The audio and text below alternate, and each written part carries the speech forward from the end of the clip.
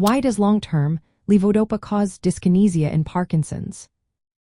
Imagine trying to keep a delicate balance on a moving platform.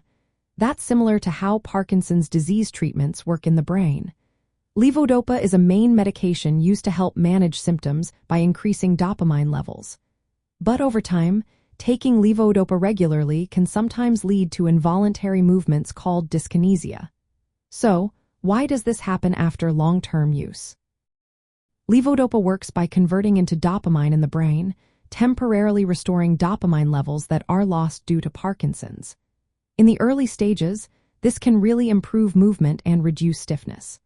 But because levodopa is usually taken in doses several times a day, dopamine levels in the brain don't stay steady. Instead, they go up and down, creating a pattern called pulsatile stimulation. This fluctuating stimulation causes the dopamine receptors, especially in a part of the brain called the striatum, to become overly sensitive or hypersensitive.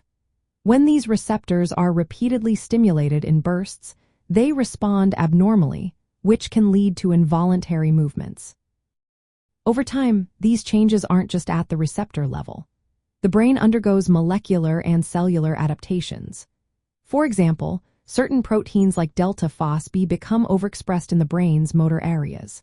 This change alters how neurons communicate and can promote abnormal movement patterns. Additionally, the balance of the brain's motor circuits, which normally work smoothly through the basal ganglia and thalamus, gets disrupted. This disruption causes the brain to send mixed signals, resulting in those uncontrollable movements.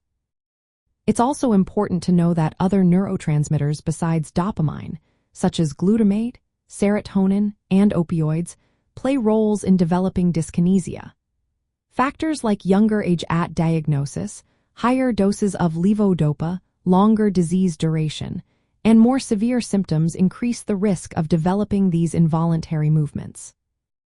Clinicians often see dyskinesia most when levodopa is at its peak effect, which is called the on state. Movements can include fidgeting, writhing, or other involuntary motions that can interfere with daily life or cause discomfort.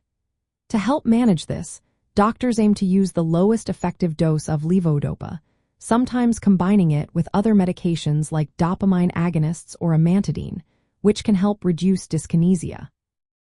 Some newer formulations provide a steadier releases of medication, helping to avoid the peaks and troughs that contribute to abnormal movements.